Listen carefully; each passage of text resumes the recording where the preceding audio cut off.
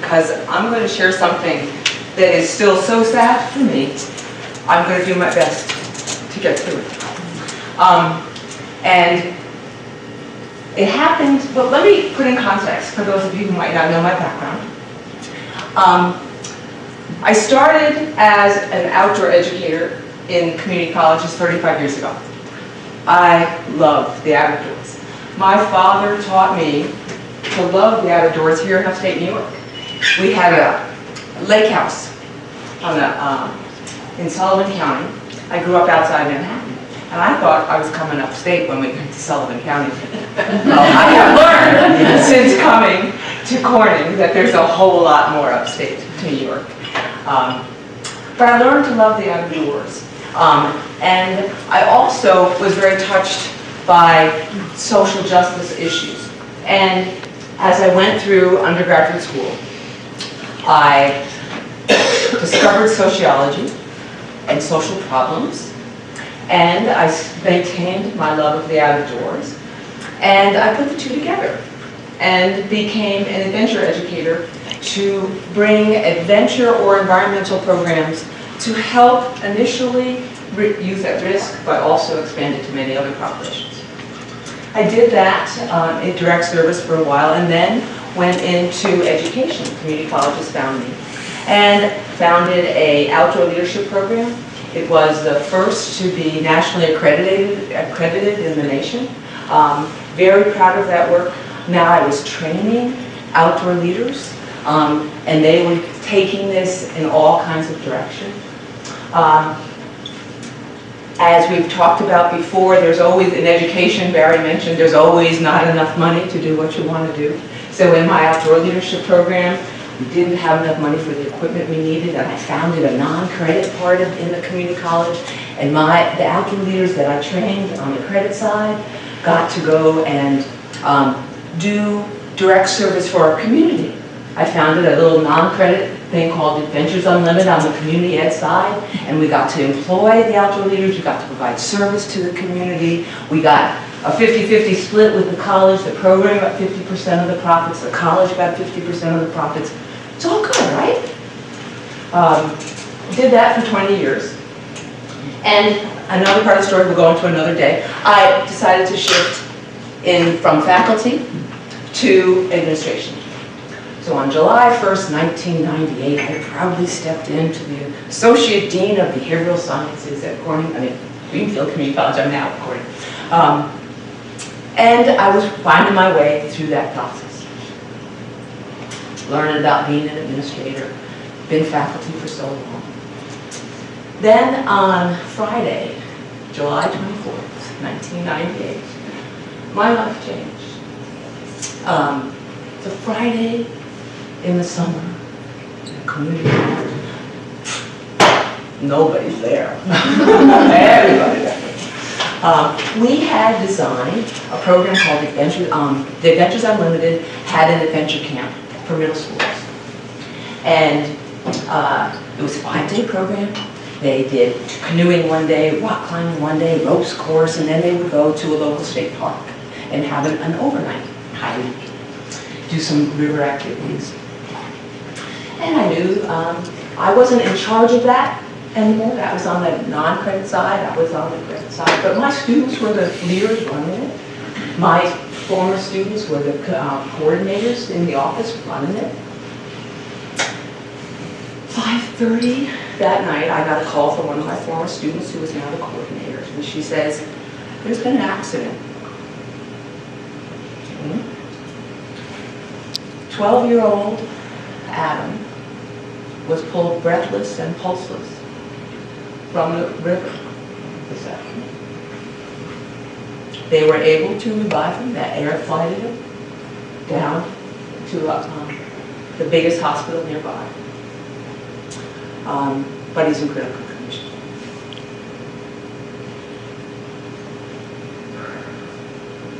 A 12-year-old boy. First and foremost, clearly, his parents, his family, my former students, the other 11 and 12-year-old children who watched this happen. What happened? What happened? Well, they were doing a basic river exercise. Everything had been going well, and there's a tragic thing that can happen called a foot entrapment. You're teaching young people how to safely if you get flip over in a canoe, how do you go safely down the river? You keep your feet up, go down the river with your feet down there, keep your head up, keep your feet up, and just float and get out. They had done the exercise. Every one of them had successfully done the exercise. There's details of the accident I can go into, but I only have 5 minutes. And Adam went to wave to his friends, tilted the body up, his foot got down to the bottom of the river, and the unluckiest thing possible, found a space that was big enough for his foot to fit in under a rock. So then what happens, he gets stuck, and all the river pushes him down and holds him down. And so you have tons and tons of water pressure holding that down there. Another part of the story is that eventually when they did get him out, 22 minutes later, the rescue that they improvised on site that day, because nothing was working, is now become the national model for how to do that. Okay, 1 minute. So there was a terrible accident. There were so many people impacted. I was new at being an administrator. I wasn't even in charge of this. I was asked by the president to go see the family.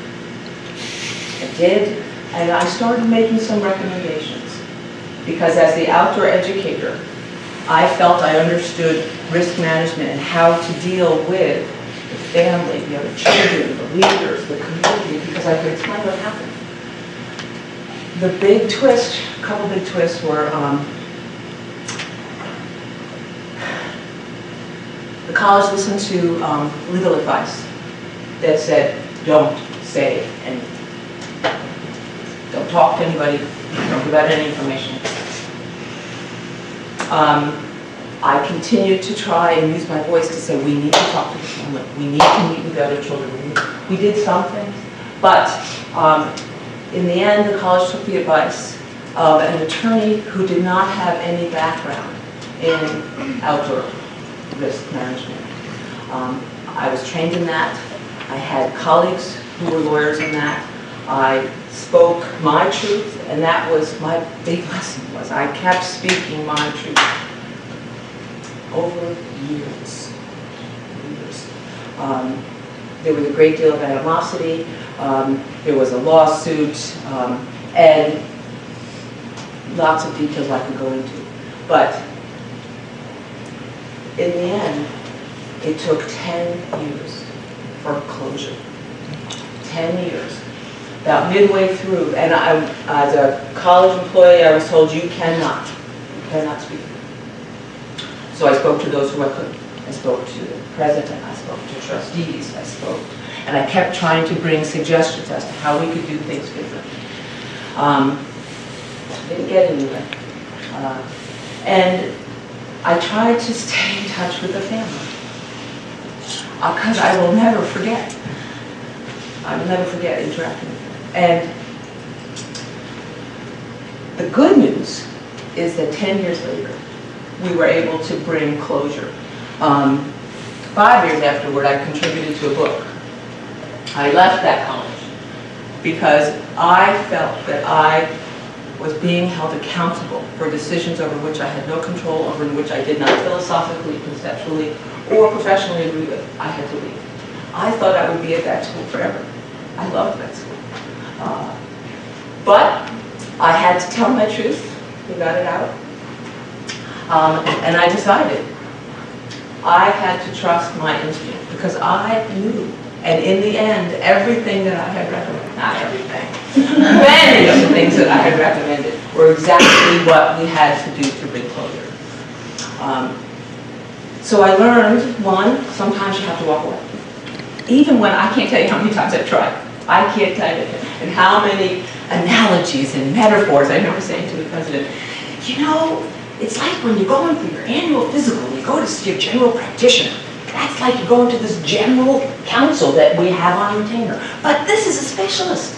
We need a specialist. We need to go talk to them. I thought these were great metaphors. I thought these were didn't get me anywhere. And sometimes you have to walk away. And sometimes you have to say, what am I going to do differently? And as a result of that, I decided I would go back to school, I would get my doctorate, and I would become part of an administration that would do things differently. Not to say I have faculty in the room, not to say I don't make mistakes in administration, but I do trust my instinct. I do try and involve specialists, and I certainly do try and involve all those constituencies that need to hear what's going on. 10 years later, I did get the closure of being together with that family, bringing closure as they walked away from that community, retired to another part of the state. And we respected one another for how we had been placed in difficult positions and couldn't do what we wanted to do, what we knew to do was right. Many lessons from this, many. Some has to do with the press, because I was put out in front by the college to deal with some of the questions, and I'm going into the details of foot entrapments and pressure, and then that gets taken out of context, and it's just a headline that is totally out of context, and I'm like, whatever happens to journalistic integrity? I learned a lot about the media. But I have learned to trust my instinct, when to walk, when to know that you can't make that situation better, but you can make the next one better. I like to think that I brought that here with me to Corning and to Corning Community College. It's hard for me. There were so many sad parts of this. But I went back and read my journal through that and read the chapters that I wrote in here. And this is really the first time I've spoken publicly about it. And I thought about all the other things that I could talk about, right? Well, there's this mistake and that. But I thought, it's time. It's time to talk about this one. And it's time to let the people that I've come to call my community know all that I bring, and all that I've learned, and all that I continue to learn from you. So thank you for that. Thank you for inviting me and allowing me to bring something very sad. Because Adam is in a wheelchair. Adam's still alive. Adam, his parents truly believe he hears and understands them. There are many professionals who disagree with them. But they have moved on. They have made a family life. And I've learned a lot of lessons that I bring with me every day. So thanks for that opportunity. And I wanted to close. I wasn't going to do anything technical because I didn't know if I could get through this. But I thought about a poem that I have for each of you. But it's if you can keep your head when all about you are losing theirs and blaming it on you, if you can trust yourself when all doubt you, but make allowance for their doubting too, if you can wait and not be tired by the waiting or lied about, don't deal in lies. On being hated, don't give way to hating. And yet, don't look too good nor talk too wise. If you can dream and not make dreams your master, if you can think and not make thoughts your aim, if you can meet with triumph and disaster and treat those two imposters just the same, if you can hear the truth, hear the truth you've spoken, twisted by knaves to make a trap for fools, or watch the things you give your life to broken, and stoop and build them up with worn-out tools. If you can make one heap of all your winnings and risk it on one turn of pitch and toss, and lose and start again at your beginnings, and never breathe a word about your loss. If you can force your heart and nerve and sinew to serve your turn long after they are gone, and so on hold when there is nothing in you except the will which says, hold on. If you can talk with crowds and keep your virtue, or walk with kings nor lose the common touch.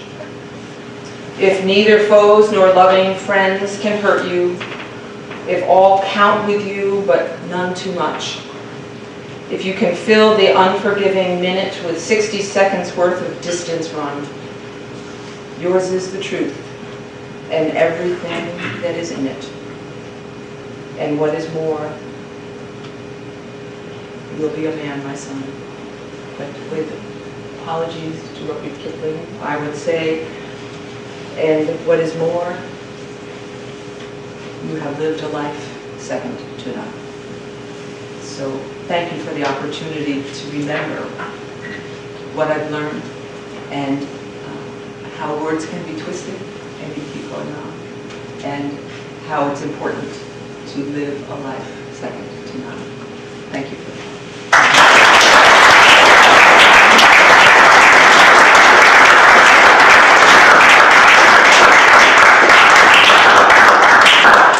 I think I've used all my time, haven't I? But I'm open to questions, if we have any.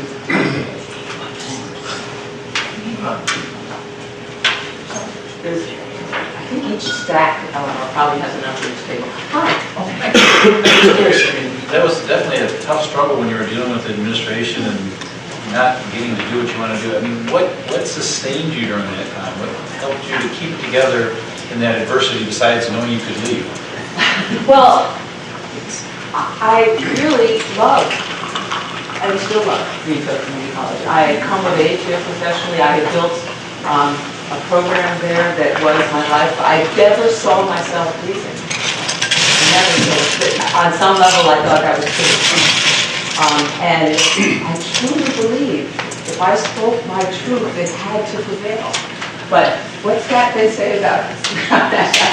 You keep doing the same thing and expecting a different outcome. Yeah, like I said, I keep trying a different way. I bring in a specialist. I kept thinking I could do this. I couldn't.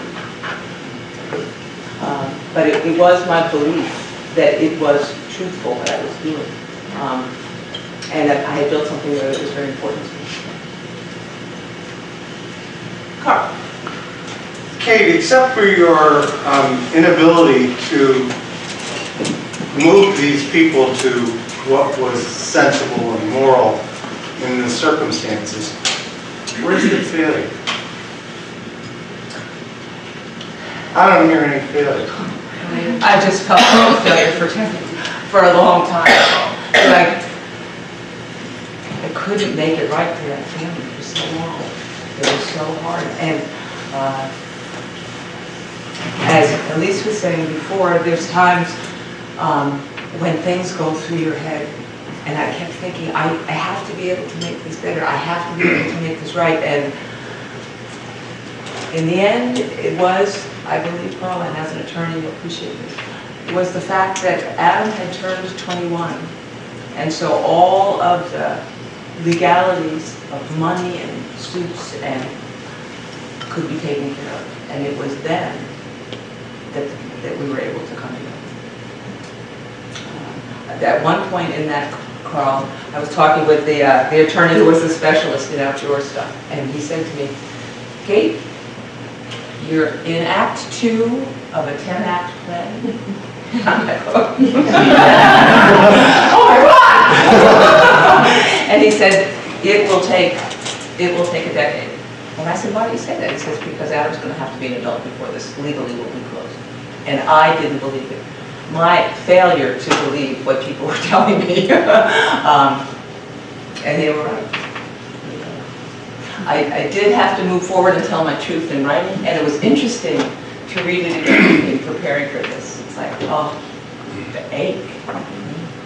But so much. I entitled it The Ripples, because it was the pain of the family, Adam and his family, and then the other children, and then the leaders, and then the community. And the ripples of that just, and then my colleagues at the college was impacted because of the community's perception. Felt like one failure after another at the time. You should give yourself permission to let it go. I think this is the beginning of that. I do. Thank you. Any other questions? Thank you very much.